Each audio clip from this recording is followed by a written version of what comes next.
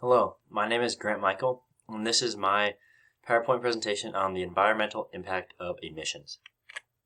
So, to introduce, aviation has totally revolutionized travel. I mean, think about how it used to be. If people wanted to visit family on another continent, you'd have to drive or however, get from North America to South America, if that's the case.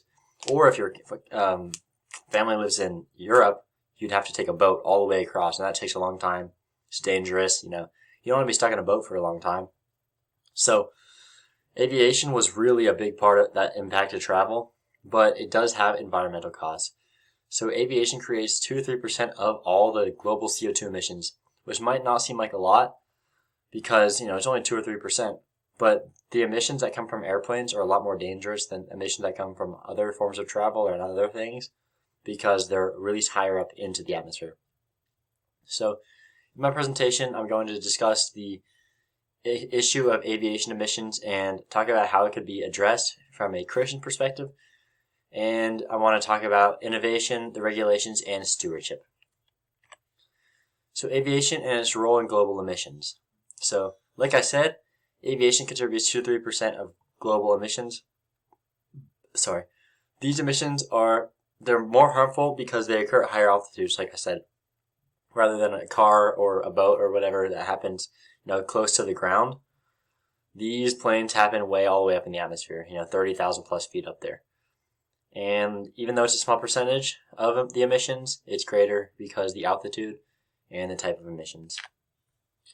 So the environmental impact that aviation has it comes from mainly burning jet fuel, which releases CO2 and a bunch of other types of gases. And these contribute towards climate change, which also added up with contrails and then other pollutants, that happens, just things that get released. Emissions occur at higher altitudes and increases their long-term environmental impact. So the key policies and regulations. So CORSIA, Carbon Offsetting and Reduction Scheme for International Aviation, is what that stands for. And that is a global initiative that has been made to try and offset CO2 emissions by investing in environmental projects. So basically, it could be something like, for every flight that flies from American Airlines, they will try and plant one tree. Or, for every one person that travels by plane, they try and have one person take a bike or take a bus, or it's just something like that, I'm sure you can come up with kind of ideas.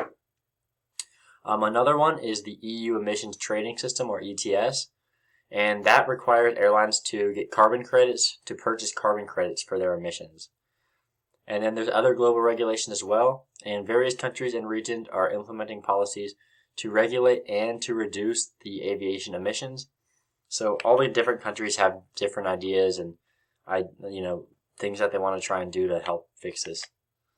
So innovative solutions, biofuels, sustainable aviation fuels that can replace traditional jet fuel and reduce emissions.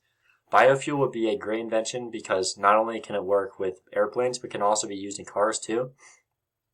And it's just a type of fuel that, could be made from bacteria or be made from something that can be grown and, regenerated. Since oil, you can't just grow oil, it takes a long time to be created and you gotta dig it up and stuff. And so it's a lot more sustainable and it would be much better for the environment as well. And then electric aircraft. Electric planes, even though they're still in the early stages, they're being made for short distance flights. I'll talk about one of those and show you one in a little bit. And then these technologies are promising, but they need further development and investment. And then here, this link. There we go. Cool. It took me straight to it. Let's skip this ad in a second. Embrace the journey. Hopefully you can hear it. The first solar-powered car could soon enter into production, and it's being developed in North County. The Aptera is a 3-wheeled solar electric vehicle.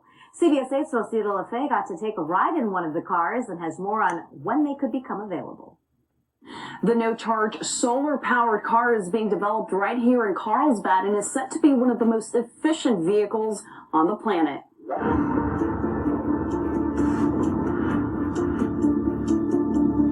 But really, we should get most of our power from the wireless nuclear generator in the sky.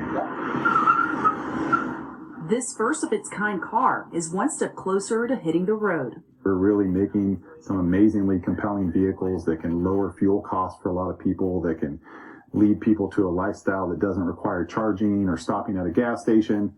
Chris Anthony is the CEO of Aptera Motors and says their goal is to redefine transportation in a more innovative and sustainable way. We hope that we move the transportation industry into something more efficient. So lighter weight, aerodynamic, more efficient powertrains, things that use less energy per mile and things that use less content to create your vehicle from the start. The car is made up of lightweight composite materials. Its aerodynamic design allows it to travel lightly and fast. It's capable of reaching 60 miles per hour in just 4 seconds. Nearly 2 years ago, the Aptera was put to the test during a quarter-mile drag race and beat Tesla's Model 3 and Audi's R8 GT Spider. And what most people don't realize is that in a typical sedan or SUV, you can use over 60% of your fuel at highway speeds, just pushing air out of the way. So we started with aerodynamics, then made a vehicle that was lightweight, then made a vehicle that had a really efficient powertrain, and what you end up with is something that looks more like a fish than a box truck. The 3-wheel car uses solar panels to travel up to 1,000 miles in some versions. Its batteries are charged by the sun, and if the weather or your schedule is less than ideal, you can plug it in and charge it like any other electric vehicle. Anthony says the company has had great success with crowdfunding, raising over $120 million and securing 16,000 investors. Over 46,000 orders have been placed so far, and he hopes people will be able to get their hands on them soon. And now we're stepping into production and hopefully be delivering our first production vehicles by the end of this year. Vehicles start at $26,000 and can go up to $44,000. Lucia de la Fe, CBS 8. So there's a good video on, it's not a solar-powered plane, but it's a solar-powered car, and I thought, it's kind of similar properties. And so it's kind of crazy to see that solar-powered cars, are super close to, that one's running. It can go 0 to 60 in less than 4 seconds, and you can charge it if it needs to be charged as well. So that technology is already out there being used in a car. So, it would be difficult to transport it over into a plane, but it's definitely possible. And so I'll show you shortly a plane that has that. But so there's a pretty innovative idea right there with a solar-powered car that's already being made, has 46,000 orders placed for it. And there we go. So challenges of implementing sustainable solutions. I'm trying to see if I can put this in slideshow, but I can't, sorry. Challenges of implementing sustainable solutions. Biofuels and electric aircraft face challenges such as high development costs and limited growth in infrastructure.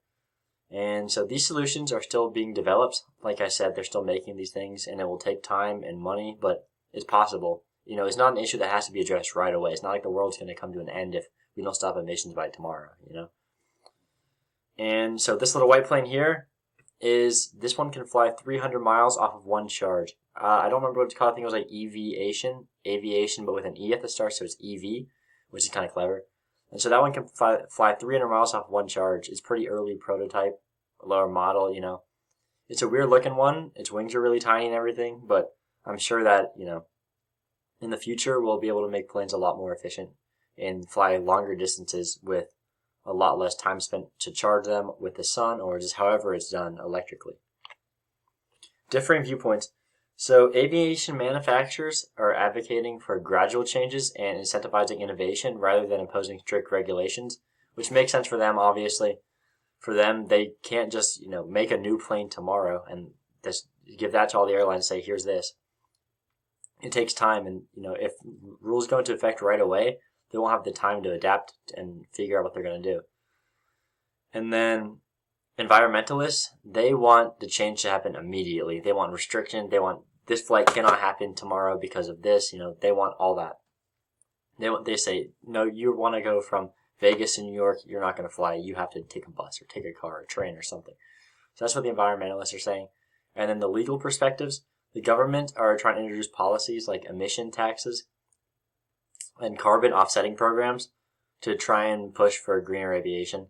So they're saying, like, if you, contribute this much emission, then you have to pay this much money. And, if you release this much carbon into the atmosphere, you have to do this to, pay off it with, planting tree or something like that. Christian view on environmental stewardship. So in Genesis 2:15, it says, The Lord God took the man and put him in the Garden of Eden to work it and take care of it. So the Christians are called upon to be stewards of God's creation, obviously. That's what we do. And part of that is to protect the environment that he gave us. And so if we just go around destroying it and ruining it, that's just terrible. That's not what he wants us to do, And so the stewardship means that we balance technological process with the care for God's creation. We can't just go forward, making all these really cool technologies, this plane that might be faster and this or that, carry more people, but it also releases more emissions, destroys the planet more. We can't just do that. We have to be smart, and we have to make sure that we do everything in a way that God would want for us and that he wants us to take care of his planet with. So innovation in Christian stewardship.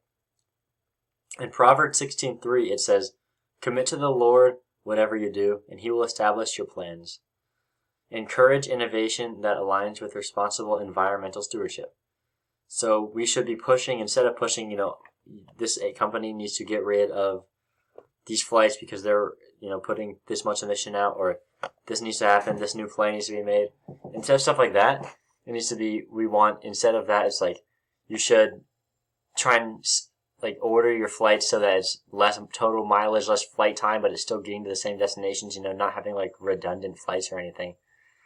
And then as Christians, we should support sustainable aviation practices that promote both innovation and environmental responsibility.